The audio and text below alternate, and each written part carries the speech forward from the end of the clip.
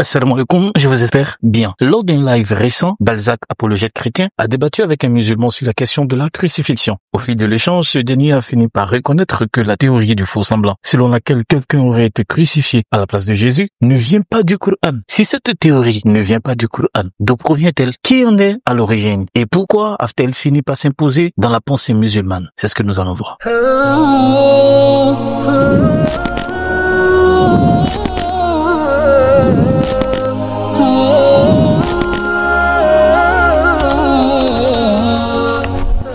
Sur la question épineuse de la crucifixion, Balzac il va poser deux questions principales à son co-débatteur musulman. Écoutons. Il a demandé aux apôtres, qui veut prendre ma place? Comment tu m'expliques dans ces cas-là que tous les apôtres et que tous leurs disciples, ils ont tous affirmé que Jésus était mort, crucifié et ressuscité? Deux questions, deux réponses. Les deux questions, je lui donne à la toute fin. Mon temps de parole, je l'ai utilisé à bon escient, je t'ai réfuté point par point. Maintenant, mes deux questions, elles étaient très simples. Un, c'est qui le faux semblant? C'est quoi son identité? Première question. Et ma deuxième question, comment tu m'expliques que dans le Coran, dans le tafsir de la sourate 4, verset 171, où est-ce qu'on lui dit ce n'était qu'un faux semblant, or ils ne l'ont ni tué ni crucifié, mais ce n'était qu'un faux semblant. Comment tu m'expliques que quand on prend le tafsir, quand on prend la parole finalement d'Ibn Kathir, il va nous rapporter un hadith où est-ce que Jésus il aurait dit qui veut prendre ma place? Et t'as Saint Jean qui dit moi je veux prendre ta place, je veux mourir sur la croix à ta place.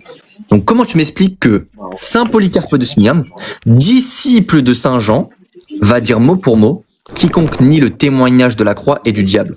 Et sache que tu es dans l'incertitude, Azarti. Parce que si tu connais pas l'identité du faux semblant, tu es dans la plus grande incertitude. Donc lorsque le Coran est dit, ils sont certes dans l'incertitude concernant la personne qui est morte, finalement c'est dans l'incertitude. De base, c'est bon, c'était une parenthèse. Réponds à ma question. Oui, mais c'est une grosse parenthèse. Donc, réponds à ma question. Tu vas me donner mon temps de parole. Tu vas me donner mon temps de parole. Est-ce que ça existe la théorie du faux semblant dans les évangiles? Non. D'accord. Tu peux m'expliquer dans Marc après la résurrection comment ça se passe? Il peut répondre à ma question? Écoute-moi. Il peut répondre à ma question? La première question, est-ce que il existe la théorie du faux semblant dans les évangiles? Mais ma question à moi, ma deuxième question, elle est ma réponse. Oui, attends. La première question, qui est le faux semblant? Alors déjà, dans le verset du Coran, tu sais très bien qu'on parle pas réellement d'un faux semblant. On parle d'un événement, en fait, qui leur est paru ainsi, alors que ce n'est pas comme ça que ça s'est déroulé. Donc il n'y a pas forcément quelqu'un qui a pris la place de Jésus. Donc il n'y a pas forcément quelqu'un qui a pris la place de Jésus. Je suis obligé d'intervenir. On parle pas d'un faux semblant dans le Coran? Dans le Coran, non, par contre, noir, non, en fait, j'allais te laisser parler, mais non. Dans le Coran, on parle littéralement, on parle d'un événement qui leur est paru ainsi. Maintenant, les interprétations, effectivement, les interprétations de nos savants sur ce verset-là, il y a eu de nombreuses théories, et notamment la théorie principale, qui est que quelqu'un a pris la place de Jésus. D'accord? Qui est le faux semblant? Je sais pas, mais pour revenir à tes questions de tout à l'heure, en quoi ça prouve que Jésus n'a pas été crucifié? Tu dis qu'on est dans l'incertitude. Non, on a la certitude que Jésus n'a pas été crucifié. Le tafsir d'Ibn Kathir, c'est un tafsir. C'est une interprétation. Mais il faut voir qu'est-ce que tous les savants ont dit sur la question. D'accord? Parce que là, tu me cites effectivement Ibn Kathir où il attribue un hadith où il dit Jean, je vais prendre ta place, si j'ai bien compris.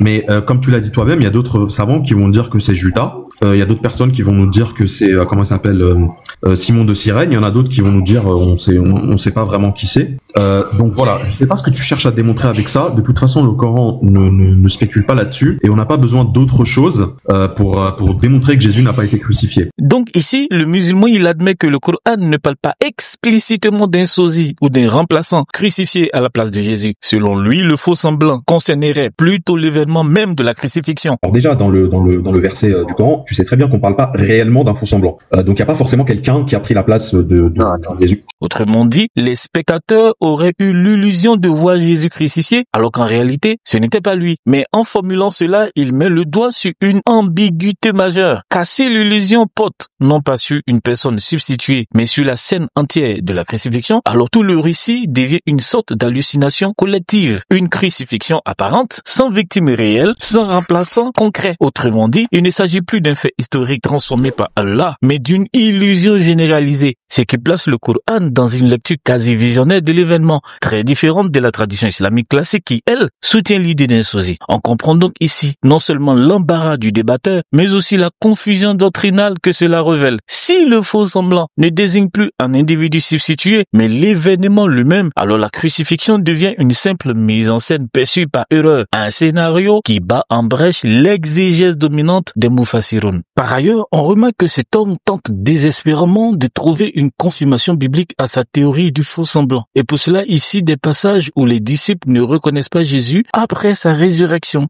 Premièrement, quand tu me dis la théorie du faux semblant, elle tient pas. Je te rappelle que dans Luc 24, verset 15, même verset 13, on va lire ensemble. Et voici, là on est après la résurrection. Et voici ce même jour, 2 disciples allaient à un village nommé Emmaüs, éloigné de Jérusalem de 60 stades, et ils s'entretenaient de tout ce qui s'est passé. Pendant qu'ils parlaient et discutaient, Jésus s'approcha et fit route avec eux, mais leurs yeux étaient empêchés de le reconnaître. Il leur dit, « De quoi vous entraînez-vous en marchant pour que vous soyez tout tristes ?» L'un d'eux, nommé Cléopas, lui répondit, « Es-tu le seul, séjournant à Jérusalem, ne sache pas ce qui est arrivé ces jours-ci ?» « Quoi ?» leur dit-il, et répondirent, « Ce qui est arrivé au sujet de Jésus de Nazareth. » Donc, il faut que les gens, s'imaginent la scène. Nous avons 2 disciples de Jésus, qui l'ont côtoyé, qui faisaient partie des gens qui avaient reçu les mystères du royaume des cieux. Ils sont en train de marcher avec lui. Ils ne le reconnaissent pas ni visuellement, ni avec leurs oreilles. D'accord? Parce qu'il est en train de parler avec eux. Pourquoi? Parce que leurs yeux étaient empêchés de le reconnaître. Donc la théorie du faux semblant, dans le sens où un événement peut vous paraître d'une certaine façon alors qu'il ne se passe pas de la même façon, est parfaitement biblique. Ce n'est même pas la peine de me parler de la transfiguration, parce qu'à aucun moment on parle de la transfiguration, et à aucun moment on parle du corps glorieux, parce que dans Jean, Marie, elle a reconnu Jésus, et dans Matthieu et Marc, quand ils ont saisi les pieds de Jésus, elles les ont reconnus aussi. Sauf que ce raisonnement se retourne complètement contre lui-même, car ces textes parlent bien du Jésus ressuscité après sa mort, apparaissant sous une forme glorieuse, capable de franchir le mur ou de disparaître à volonté. Autrement dit, il s'agit d'un état post-crucifixion, pas d'un épisode de substitution pendant la crucifixion. En fait, je pense sincèrement que tu trolles. Pourquoi je pense que tu trolles? Tout simplement parce que en citant Luc 24, tu t'as dit les mots « lorsque Jésus était mort, crucifié et ressuscité ». Alors que toi, Azerty, ici, pour toi, Jésus n'est pas mort, crucifié et ressuscité. C'est-à-dire qu'ici, c'était qui? C'était le faux semblant ou c'était Jésus? C'était qui? C'était qui justement sous le corps glorieux avec les 2 apôtres? C'était le faux semblant ou c'était Jésus? Question. Ça, c'est ma première question, faudra que tu répondes. Le dernier point que je voulais énoncer, c'est que finalement, est-ce que tu peux nous prouver dans la Bible que Jésus n'est pas mort crucifié et qu'il y a eu un faux semblant? Je te mets au défi de nous prouver que Jésus, dans la Bible, n'est pas mort crucifié et qu'il y a eu un faux semblant. C'est un défi. Je te donne 1000 €, je te donne un SMIC. Tu le fais. Ok. Comme je l'ai dit tout à l'heure, j'ai été explicite sur ce point. Je sais même pas pourquoi tu essayes d'impressionner les gens sur quelque chose que j'ai dit. J'ai dit que les évangiles disent que Jésus est mort. Tu veux quoi de plus, en fait? Pourquoi tu essayes de sortir des versets pour impressionner les gens et disqualifier l'islam sur quelque chose que j'ai dit? T'apprends rien à personne.